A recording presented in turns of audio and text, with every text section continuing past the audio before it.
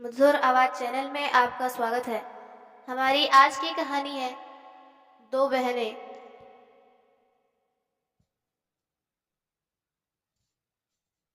सोनपुर गांव के एक टूटे फूटे से मकान में दो बहनें रहती थीं। बड़ी बहन का नाम था बाला, लेकिन गांव वाले उसकी पीठ पीछे उसे बला कहकर बुलाते थे, क्योंकि वह स्वभाव से बहुत ही चिड़चिड़ी और अव्वल दर्जे की झगड़ालू थी। उसके दिल में किसी और के लिए, अपनी छोटी सौतेली बहन रूपा के लिए भी बिल्कुल प्यार नहीं था और दया की भावना नहीं थी। घर का सारा काम रूपा से करवाती थी, लेकिन इसके बावजूद भी वह अपनी छोटी बहन पर बहुत ही ज्यादती करती थी।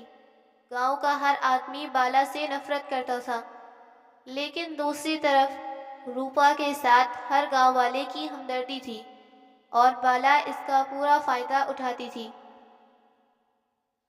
जब भी गांव वालों से उसे कोई काम पड़ता, तो वह रूपा को आगे करती। एक दिन उसका मीठे चावल खाने का दिल था, तो उसने अपनी बहन रूपा से कहा, रूपा, तू जा गांव में किसी से एक कटोरा शक्कर मांग ले। रूपा बोली, किससे मांग कर लाऊं दीदी? किसी के भी घर में तो हमारा आना जाना नहीं है। गांव के सभी लोगों से तुम्हारी लड़ाई है। रूपा बोली, हाँ हाँ, मेरी तो सबसे लड़ाई है, लेकिन तेरी तो सबसे बनती है। तू किसी के भी घर चली जा, तुझे कोई मना नहीं करेगा। ऐसे ही दिन बीतते जा रहे थे और फिर सर्दियों की एक ठिठुर रात में दोनों बहनों के घर में सूखी लकड़ियां खत्म हो गई थीं। उस समय बाला ने रूपा को डांटते हुए कहा, अरे कामचोर, तुझे दिन में कहा था कि सूखी लकड़ियां इकट्ठी करके ले आ। अब क्या होगा? अगर आज लकड़ियां नहीं जली तो ठंड के मारे मैं तो सुबह तक मर जाऊंगी। रूपा बोली, लेकिन दीदी, आपने कहा था कि सारे कपड़े धोने के बाद मैं जंगल में जाऊं। अगर कपड़े धोने तक तो रात हो चुकी थी। बाला ने कहा, अगर रात हो चुकी थी तो तूने कौन सा सोने चांदी और हीरे जवाहरात के गहने पहने थे, जो रात में तुझे जंगल में चोर डाकुओं का डर सता रहता था? या अब तेरी सही सजा है कि तू इसी वक्त जंगल में सूखी लकड़ियां बिन कर लाओ। रूपा कहने लगी, दीदी, मुझ पर दया करो। जंगल में चोर डाकुओं का नहीं, बल्कि जंगली जानवरों का भी डर है। इतनी रात में मैं अगर वहां पर गई तो जानवर मुझे खा जाएंगे।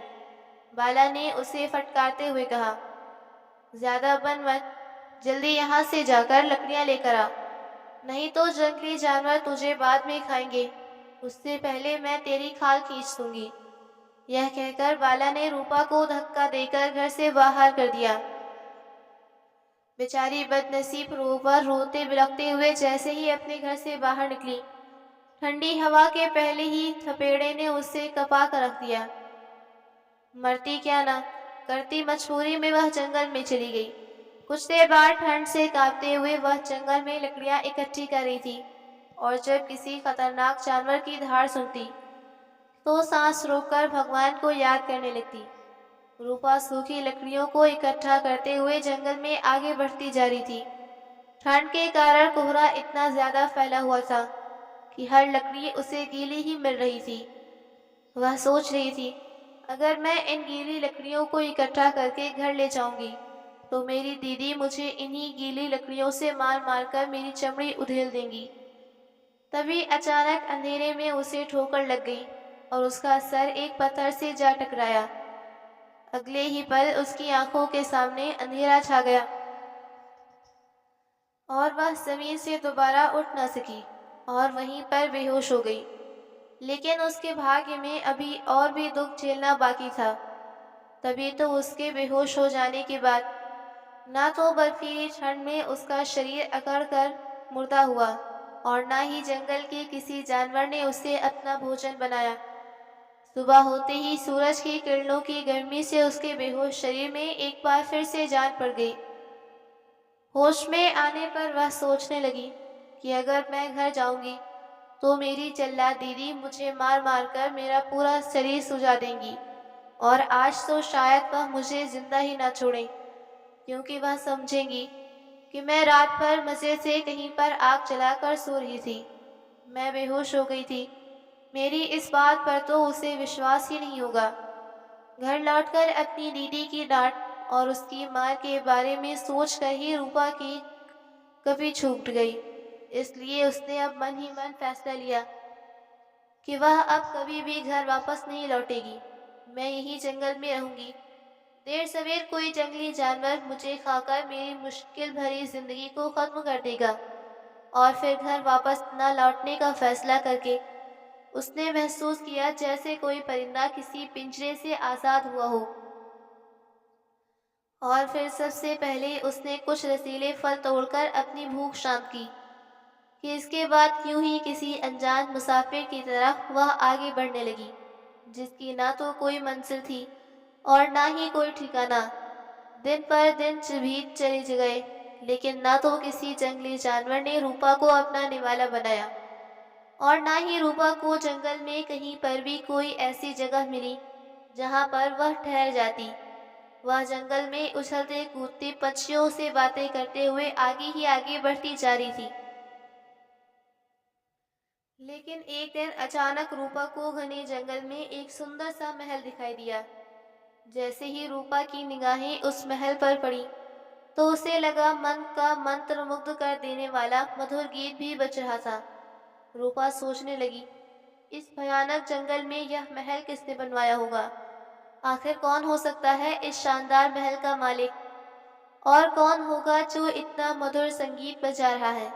इस संगीत को सुनते ही मेरा मन नाचने को हो रहा है। यह सोचते सोचते रूपा महल के अंदर दाखिल हो गई। उसने देखा कि यह महल बाहर से जितना शानदार नजर आ रहा था, अंदर से तो वह और भी ज्यादा शानदार था और बड़ा था। लेकिन अगले ही पल उसने महसूस किया कि इतने बड़े महल में उसके अलावा और कोई भी नहीं था। वो पूरा महल एकदम खाली था। उसके मन में ख्याल आया, कहीं ऐसा तो नहीं कि मैं इस महल में कैद हो गई हूँ, क्योंकि मुझे तो यहाँ पर कोई संगीत बजाने वाला भी नजर नहीं आ रहा। मालूम पड़ता है कि संगीत की आवाज महल की दीवारों से अपने आप ही आ रही है। कुछ सोचकर रूपा झटपट महल के बाहर आ गई। सोचने लगी, नहीं, बिल्कुल नहीं। कौन कहता है कि मैं इस महल में कैद हूँ? मैं तो पूरी तरह से आज़ाद हूँ। जब चाहे मैं इस महल से बाहर निकल सकती हूँ। लेकिन फिर भी मुझे महल में रहकर ही इंतज़ार करना चाहिए, क्योंकि यह शानदार महल जिसका भी है वह कभी न कभी तो यहाँ पर वापस आएगा ही, और तब मुझे मेरे सवाल का जवाब मिल जाएगा। इसके बाद रूपा महल के सबसे ऊंचे बुर्ज पर जा पहुंची। वहां पर खड़ी होकर उसने पूरी घाटी पर एक नजर मारी। उसने देखा कि पूरी घाटी तरह तरह के अनगिनत और रंगीन फूलों से सजी हुई थी। इस तरह के फूल तो उसने अपनी पूरी जिंदगी में कभी नहीं देखे थे। कई घंटों तक वह उस रंग बिरंगी फूलों से भरी हुई घाटी को देख रही थी और महल में किसी के लौटने का इंतजार करती रही। लेकिन दिन ढलते ढलते वह नीचे महल में आ गई। सोचने लगी, बड़ी हैरानी की बात है कि अभी तक इस शानदार महल का मालिक वापस क्यों नहीं आया। अब तो मुझे बड़े ही जोर से भूख लग रही है। वैसे तो इस शानदार महल में दुनिया की सारी सुख सुविधाएं हैं, लेकिन खाने पीने की कोई चीज मुझे नजर नहीं आ रही। अभी उसने यह सोचा ही था कि अचानक खाने पीने की व्यंजनों से भरी हुई एक मेज उसके सामने प्रकट हो गई। यह देखकर रूपा सोचने लगी, अरे यह तो चमत्कार हो गया। इस मेज पर तो खाने के इतने सारे व्यंजन हैं, जबकि खाने के लिए तो मैं सिर्फ अकेली हूँ। और फिर उस दिन रूपा ने खूब डटकर खाना खाया। जैसे ही वह खाना खाकर उठी तो व्यंजनों से भरी हुई वह मेज गायब हो गई। रूपा सोचने लगी, वाह, यह तो बहुत ही अच्छा तरीका है। ना खाना बनाना पड़ा, ना पकाना पड़ा, ना जूठन उठानी पड़ी और ना ही बर्तन धोने का झंझट। जबकि मुझे खाने को वह सब कुछ मिला जो शायद बड़े बड़े जाओं और महाराजाओं के नसीब में होता है। अब तो बस सोने के लिए एक खाट और ओढ़ने के लिए एक कंबल मिल जाए तो बहुत दिनों के बाद आज मैं पाँव पसार कर खूब मीठी नींद सोऊंगी। ऐसा सोचते ही सामने एक मखमली चादर बिछा हुआ एक शानदार पलंग प्रकट हो गया। यह देखकर रूपा कहने लगी, अरे वाह, यह पलंग कितना बड़ा और कितना शानदार है। जैसे ही वह पलंग पर लेटी तो उस महल में आ रहा प्रकाश मानो दीवारों में वापस समा गया और एक खिड़की से चंद्रमा की रोशनी उस कमरे में उजाला कर रही थी। इसके साथ ही वह मधुर संगीत भी बजना बंद हो गया, जिसे अब तक रूपा सुन रही थी। पलंग पर लेटे हुए कुछ ही पल बीते थे कि रूपा को खूब गहरी नींद आ गई। सुबह होने पर जैसे ही वह पलंग से उठी तो पलंग गायब हो गया और वह मधुर संगीत एक बार फिर से बजने लगा। और ठीक उसी समय कुछ लड़कियां, जो पहनावे से किसी राजमहल की दासियां लग रही थीं, अचानक उसके पास आईं और कहने लगी, हम सब आपकी दासियां हैं और हमें इस महल के स्वामी ने आपकी सेवा में भेजा है ताकि हम आपको नहला धुलाकर आपका ऐसा श्रृंगार कर दें कि देखने में आप इसी जादुई महल की मालकिन नजर आए। रूपा कहने लगी, क्यों, मैं एक मामूली सी लड़की हूँ और बिना किसी से पूछे मैं इस महल में घुस आई हूँ, तो भला मैं यहाँ की मालकिन कैसे हो सकती हूँ। और फिर वह दासियाँ रूपा को अपने साथ ले गईं। उन्होंने रूपा को स्नान करवाया, रेशम की बनी हुई एक शानदार पोशाक पहनवाई, हीरे मोतियों से बने हुए जेवर उसे सजा दिया। अब रूपा किसी महारानी से कम नहीं लग रही थी। रूपा दासियों से कहने लगी, मेहरबानी करके मुझे यह तो बता दो कि यह सब आपने किसके कहने पर किया है, और तुम सब ने इस महल को ज़्यादा महल कहा था, तो इस जादुई महल का मालिक कौन है। दासियां कहने लगी, हम सब आपकी दासियां हैं और आप ही इस जादुई महल की मालकिन हो। यह कहकर दासियां वहां से अचानक गायब हो गई। रूपा हैरान होते हुए कहने लगी, अरे नहीं नहीं, मुझे यहाँ पर अकेला छोड़कर मत जाओ।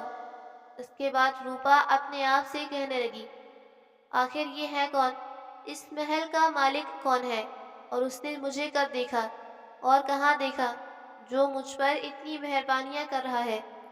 और फिर कुछ सोचकर रूपा कहने लगी, जादुई महल के मालिक, तूने अब तक मेरी सारी इच्छाएं पूरी की हैं। तू मेरे मन की हर बात सुन लेता है। इस जादुई महल के मालिक, या तो तू मेरी हर बात का जवाब दे, वरना मैं इस महल की सोने की दीवारों से सिर टकरा टकरा कर अपनी जान दे दूंगी। और अगले ही पल रूपा के सामने की दीवार फिर एक सफेद चकोर पत्थर प्रकट हुआ और उस पर सुनहरे अक्षर बनने लगे, जिस पर लिखा जा रहा था, रूपा, मैं खुद भी चाहता हूँ कि मैं तुम्हारी इस सुंदरता को निहारूं, लेकिन मैं मजबूर हूँ। रूपा, मैं तुम्हारे सामने नहीं आ सकता।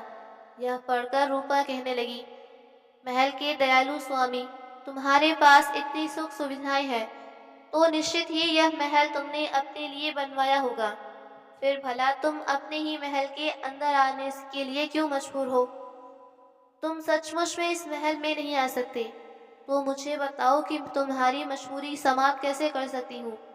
पत्थर पर फिर से शब्द बनने लगे, जिसमें लिखा हुआ था, हाँ रूपा, अगर तुम चाहो तो मेरी मजबूरी को खत्म कर सकती हो, लेकिन जब तक मेरी मजबूरी खत्म नहीं हो जाती तब तक मैं बता नहीं सकता कि मेरी क्या मजबूरी है और तुम उसे कैसे खत्म कर सकती हो। इसलिए सिवाय इंतजार करने के और कोई चारा नहीं। रूपा कहने लगी, इस महल के नेक दिल मालिक, तुम तो सिर्फ इस महल के अंदर आने के लिए मजबूर हो, तो फिर ठीक है, मैं महल से बाहर आ जाती हूँ, तब तुम मेरे सामने प्रकट हो जाना। रूपा दीवार पर इस बात का जवाब पढ़ने लगी, नहीं रूपा, मैं महल के अंदर आने के लिए मजबूर नहीं हूँ, बल्कि मैं तो तुम्हारे सामने न आने के लिए भी मजबूर हूँ। यह पढ़कर रूपा कहने लगी, इस महल के मालिक, यह तुम क्या कह रहे हो। तुम्हें मेरे कारण इस महल से बाहर जाना पड़ा। ठीक है, अब मैं इस महल में नहीं रहूंगी। यह महल तुम्हारा है और तुम ही इसमें रहोगे। और फिर पछतावा करते हुए, दुखी होते हुए रूपा उस महल से बाहर निकल गई। महल से बाहर आकर वह उदास और दुखी मन से इधर उधर टहलने लगी। सोचने लगी, मैं ही अभागी हूँ जिसने मुझ पर दया करके इस महल में रहने दिया। हर तरह की सुख सुविधा मुझे दी, वही मेरे सामने प्रकट होने से मजबूर है। जब वह इधर उधर टहलते हुए थक गई, तो उसके मन में बैठने की इच्छा हुई और तभी उसके सामने बैठने के लिए एक शानदार कुर्सी प्रकट हो गई। वह सोचने लगी, इसका मतलब यह है कि जादुई महल का स्वामी मेरे मन की आवाज़ हर जगह सुन सकता है। वह कहने लगी, महल के जादुई स्वामी, तुम यहाँ पर भी मेरे मन की आवाज़ सुन सकते हो, तो कम से कम मुझे यही बता दो कि मुझ में ऐसी क्या कमी है जिसके कारण तुम मेरे सामने आने के लिए मजबूर हो। तभी उसके सामने मौजूद पत्थर पर अक्षर लिखने लगे, रूपा, तुम्हारे अंदर कोई कमी नहीं, तुम तो बहुत ही नेक दिल और समझदार लड़की हो। लेकिन रूपा, तुमने मेरी सुविधा के बारे में सोचकर इस महल से बाहर आने का फैसला किया। इस बात से मुझे बहुत ही दुख पहुंचा। यह पढ़कर रूपा कहने लगी, जादुई महल के स्वामी, क्योंकि तुम मेरे सामने प्रकट होना तो दूर बल्कि अपनी आवाज़ तक मुझे ना सुनाने के लिए मजबूर हो, तो भला मैं तुम्हारे महल में कैसे रहूं? जबकि मैं अगर इस महल में रहूंगी तो तुम महल से बाहर रहोगे। और फिर रूपा इस बात का जवाब उस पत्थर पर पढ़ने लगी जिस पर लिखा था, रूपा, मैं अभी तुम्हें अपनी आवाज़ सुना सकता हूँ, लेकिन मुझे डर है कि मेरी आवाज़ सुनकर कहीं तुम डर कर यहाँ से भाग न जाओ। रूपा कहने लगी, अगर तुम समझते हो कि तुम्हारी आवाज़ इतनी खराब या भद्दी है कि मैं उसे सुनकर डर जाऊंगी, तो मैं वचन देती हूँ कि मैं यहाँ से कहीं नहीं जाऊंगी। इसलिए अब तुम बेफिक्र होकर मुझे अपनी आवाज़ तो सुना ही दो। तभी बादलों की गड़गड़ाहट जैसे तेज और भयंकर आवाज़ घाटी में गूंज उठी, रूपा, तुम बहुत ही अच्छी और बहुत ही नेक दिल हो, लेकिन मैं बदनसीब तुम्हारे सामने खड़ा होकर तुम्हारी सुंदरता को नहीं निहार सकता। यह भयानक आवाज़ सुनकर रूपा सोचने लगी, यह किसी इंसान की आवाज़ है या बादलों का भीषण गर्जन है। रूपा उस आवाज़ से इतनी डर गई कि वह बेहोश हो गई। कुछ देर के बाद जब वह होश में आई, तो डर के मारे वह कांप रही थी और सोच रही थी कि यह आवाज़ किसी इंसान की तो कभी नहीं हो सकती। फिर भला यह भयंकर आवाज़ किसकी थी? क्या वह खुद भी इतना डरावना होगा? तभी वह अपने सामने मौजूद पत्थर पर अक्षरों को पढ़ने लगी जिस पर लिखा था, शुक्र है मेरे उस भगवान का कि मैं भयंकर आवाज़ सुनकर बेहोश हो जाने के बावजूद भी होश में आने के बाद तुम्हारे मन में यहाँ से भाग जाने का ख्याल नहीं आया। और भगवान के लिए कभी दोबारा मेरी आवाज़ सुनने की जिद मत करना। तुम अब महल में जाओ, मेरी चिंता मत करो, क्योंकि मैं इस महल के बाहर भी पूरी सुख सुविधाओं के साथ रहता हूँ, जैसा कि मैं तुम्हारे महल में मेहमान बनकर आने से पहले रहता था। लेकिन तब मैं हर पल दुखी रहता था और उस मजबूरी के बारे में सोचकर जिसके कारण मैं तुम्हारे सामने नहीं आ सकता। रूपा कहने लगी, तुम्हारी आवाज़ भले ही डरावनी हो, लेकिन मैं तुम्हें अपना स्वामी मान चुकी हूँ। मैं तुम्हें अपने सपनों का राजकुमार समझती हूँ, ऐसा राजकुमार जो मुझे बहुत ही प्यार करता है। इसलिए अब मैं चाहती हूँ कि तुम्हारी जो भी मजबूरी है उसे हमेशा के लिए ना सही, कम से कम कुछ देर के लिए तो तुम भूल ही जाओ और मेरे सामने इसी पल प्रकट हो जाओ। नहीं तो मैं यह समझूंगी कि तुम्हारा प्यार सिर्फ एक दिखावा है और मैं इस घाटी से हमेशा के लिए चली जाऊंगी। तभी उसके सामने मौजूद पत्थर पर अक्षर प्रकट होने लगे जिस पर लिखा था, नहीं नहीं, मेरा जो रूप है वह तुम्हारे सपनों के सुंदर राजकुमार जैसा नहीं है, बल्कि वह तो मेरी आवाज़ से भी ज़्यादा डरावना और भद्दा है, जिसे देखकर तुम मुझे बिल्कुल भी प्यार नहीं करोगी, बल्कि मेरा वह रूप देखते ही तुम्हारे नरम दिल पर इतनी गहरी चोट लगेगी कि तुम उसी वक्त बेहोश हो जाओगी और फिर यहाँ पर एक पल के लिए भी रुकना ठीक नहीं समझोगी। तो रूपा कहने लगी, अच्छा, तो तुम्हारी यही मजबूरी है कि तुम मुझे अपना वह भयानक और भद्दा रूप नहीं दिखाना चाहते, क्योंकि तुम्हें डर है कि तुम्हारे उस रूप को देखते ही मैं यहाँ से भाग जाऊंगी। तभी उस पत्थर पर अक्षर प्रकट होने लगे, हाँ हाँ रूपा, मेरा भयानक बेडोल और क्रूर चूर देखकर मेरी वही मजबूरी है, क्योंकि मैं अच्छी तरह से जानता हूँ कि मेरे उस रूप को देखने के बाद मुझे एक पल के लिए भी तुम स्वीकार नहीं करोगी। रूपा ने कहा, नहीं नहीं स्वामी, मैं तुम्हारे उस भयानक रूप को भी देखकर स्वीकार कर लूंगी, क्योंकि तुमने वास्तव में मुझे मेरे सपनों के राजकुमार की तरह खूब प्यार किया। खूब प्यार करने वाला, मुझे खुश देखने वाले, बिल्कुल साफ और अच्छे दिल वाले हो, इसलिए अब तुम खुद को मेरे सामने प्रकट कर ही दो। रूपा का इतना कहना था कि तभी उसके सामने एक भयानक दानव प्रकट हो गया, जिसे देखते ही ना चाहते हुए भी रूपा का पूरा शरीर के मारे कांपने लगा और वह चीख उठी। दानव कहने लगा, रूपा, तुमने मुझसे वादा किया था कि तुम मुझसे डर कर यहाँ से भाग नहीं जाओगी, बल्कि मुझे अपना लोगी। दानव का यह रूप देखकर रूपा की आंखों के सामने अंधेरा छा गया और वह बेहोश होकर गिर पड़ी। दानव बेहोश रूपा को देखकर किसी बच्चे की तरह फूट फूट कर रोना शुरू कर दिया। तभी उसके आंसुओं की एक बूंद रूपा के चेहरे पर गिरी, जिसके कारण रूपा का चेहरा भीगा और वह होश में आ गई।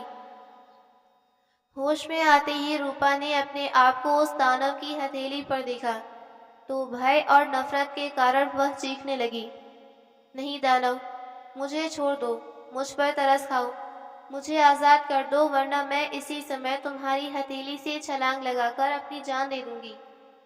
और फिर दानव ने अपनी हथेली जमीन पर रख दी। रूपा दानव की हथेली से नीचे उतरकर दानव को नफरत भरी निगाहों से देखने लगी और फिर वहां से जाने लगी। रूपा को वहां से जाता हुआ देखकर दानव कहने लगा, मैं जानता था रूपा कि मेरे इस विकराल और भयानक रूप को देखकर तुम सहन नहीं कर पाओगी, इसीलिए मैं तुम्हारे सामने नहीं आना चाहता था, लेकिन तुमने मुझे धमकी ही ऐसी दी कि मुझे मजबूर होकर तुम्हारे सामने आना पड़ा। परंतु याद करो रूपा, तुमने मुझे वादा किया था कि मेरा यह रूप देखकर तुम यहाँ से नहीं भागोगी, लेकिन तुमने तो अपना वचन तोड़ दिया। अपना वचन भूलकर तुम यहाँ से जा रही हो। रूपा, प्यार नहीं बल्कि दिखावा था, लेकिन मैंने तो तुम्हें सच्चे दिल से चाहा था, इसलिए अब तुम यहाँ पर नहीं रहोगी तो मैं भी जिंदा नहीं रहूंगा। यह कहते कहते वह दानव बहुत ही ज्यादा भावुक हो गया। दो चार लंबे लंबे पाँव भरकर वह पहाड़ के नजदीक जा पहुंचा और फिर पहाड़ से अपना सिर टकराने लगा। दानव की ओर से पीठ फेरकर जब रूपा जा रही थी तो अचानक पहाड़ से उसकी टक्कर हुई। भीषण आवाज सुनकर वह पलटी और सोचने लगी, पहाड़ से टक्कर मार मार कर यह अपनी जान दे देगा। उसने सचमुच मुझसे प्यार किया है, मुझे ही चाहा है, तभी तो जाते हुए देखकर यह दीवानों की तरह अपना सिर पहाड़ से टकराकर अपनी जान देने पर तुला है। दानव की यह हालत देखकर रूपा चीखती हुई उसकी ओर भागी और कहने लगी, भगवान, यह मुझसे कैसा अपराध हो गया कि मैं उसके सच्चे और निस्वार्थ प्यार को ठुकरा कर जा रही थी। इधर चीखते हुए रूपा जब दानव की तरफ आ रही थी कि तभी अचानक दानव के सिर पर एक भारी चट्टान आ गिरी और जब उस रूपा उस दानव के पास पहुंची तो दानव का विशालकाय शरीर शांत हो चुका था। यह हालत देखकर रूपा का नाजुक दिल अंदर ही अंदर टूट गया और वह अपनी इस गलती को पछतावे के आंसुओं से धो रही थी कि तभी अचानक अनोखा चमत्कार हो गया। दानव का वह वहां शरीर विशाल जैसे से तेजी से सिकुड़ने लगा और देखते ही देखते उस दानव की काया पलट हो गई और रूपा को उस दानव की जगह पर नजर आया अपने सपनों का राजकुमार। यह देखकर तो रूपा को विश्वास ही नहीं हो रहा था कि वही विशालकाय दानव जो अब राजकुमार के रूप में बदल चुका था, तब वह राजकुमार सा दिखने लगा। नौजवान कहने लगा, रूपा, अपनी आंखों पर विश्वास करो, यही मेरा असली रूप है, बल्कि वह दानव वाला नहीं है। यह सुनकर रूपा कहने लगी, तुम्हारी ऐसी क्या मजबूरी थी कि तुमने मुझे अपना वह भयानक रूप दिखाया। लेकिन अपना असली रूप नहीं दिखाया। तब वो नौजवान कहने लगा, रूपा, मैं विजयगढ़ नाम के एक राजकुमार हूँ। मेरा नाम है विजय कुमार। बात दरअसल ये है कि हमारे राज्य पर अक्सर दानव, राक्षस और जादूगर हमला करते रहते थे, और तब अपने राज्य की रक्षा के लिए मैंने तंत्र मंत्र की विद्या सीखनी शुरू की और मैं एक तांत्रिक बन गया। मैंने अपनी तंत्र विद्या का प्रयोग करके अपने राज्य को उन दुष्ट दानवों और जादूगरों से बचा लिया। लेकिन धीरे धीरे मुझे अपनी तांत्रिक शक्तियों पर इतना घमंड हो गया कि मैंने उनका गलत इस्तेमाल करना शुरू कर दिया। अपनी तंत्र विद्या से मैं अपना रूप भी बदल सकता था। एक दिन जब मैं जंगल से शिकार करने के लिए गया, तो वहां पर एक ऋषि महाराज की कुटिया थी, जो अपनी बेटी के साथ वहां पर रहते थे। जब मेरी नज़र उस ऋषि की कन्या पर पड़ी, तो मैं उसके रूप सौंदर्य को देखकर उस पर मोहित हो गया और उसे पाने की इच्छा रखने लगा। लेकिन ऋषि महाराज की बेटी ने मेरे प्रेम प्रस्ताव को ठुकरा दिया। मुझे यह बात बिल्कुल भी अच्छी नहीं लगी।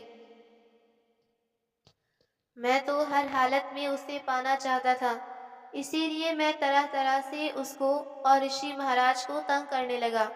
इसी दौरान एक दिन मैंने अपनी मायावी तांत्रिक विद्या से एक दानव का रूप बनाया और उन ऋषि के आश्रम में जा पहुंचा। लेकिन ऋषि महाराज ने अपनी योग विद्या से मुझे पहचान लिया और कहा कि तुम विजयगढ़ के राजकुमार विजय कुमार हो। मैं तुम्हें श्राप देता हूँ कि तुम आज से अपनी इसी मायावी दानव के रूप में ही रहोगे, जिसके कारण तुम हम लोगों को डरा रहे हो।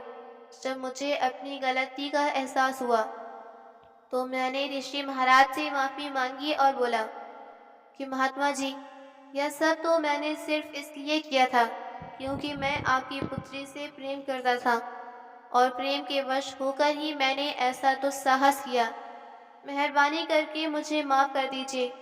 मैंने बार बार ऋषि महाराज से माफी मांगी और भविष्य में कभी अपनी मायावी और तांत्रिक शक्तियों का गलत इस्तेमाल न करने का वचन दिया। तब कहीं जाकर ऋषि महाराज को मुझ पर दया आई और वह कहने लगे कि मेरा श्राप तो झूठा नहीं हो सकता।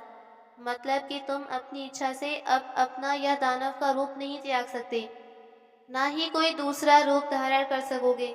लेकिन तुमने एक कन्या के प्रेम में पड़कर यह सब किया है। इसलिए जब भी किसी कोई सुंदर कन्या तुम्हारे इस दानव रूप को ही स्वीकार करते हुए सच्चे दिल से तुम्हें प्यार करेगी, जब वह पहली बार अपने मुंह से अपने प्रेम को प्रकट करेगी, तभी तुम्हें अपना असली मनुष्य का रूप प्राप्त हो पाएगा। और तब मैंने इस मायावी दानव के रूप में वापस अपने नगर में जाना ठीक नहीं समझा, बल्कि मैं इस मनोरम घाटी में एक महल बनाकर रहने लगा, यह सोचकर कि इस महकती हुई घाटी में शायद कोई लड़की आ जाए और मेरे महल की मेहमान बन जाए।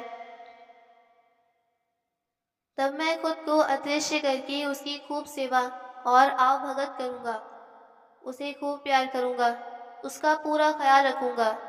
तब शायद वह भी मुझसे प्यार करने लगे। और फिर यहाँ पर पहुँचने के बाद तुम्हारे साथ क्या क्या हुआ, यह सब तो तुम्हें मालूम है। रूपा बोली, हाँ, वह सब तो मैं जानती हूँ। लेकिन तुमने उन दासियों जिन्होंने सुबह मेरा श्रृंगार किया था, वह कौन थी और वह कहाँ से आई थी? राजकुमार बोला, वो सभी तो मेरी जादुई शक्तियाँ से बनी हुई दासियाँ थी। और रूपा, अब हम महल में चलते हैं।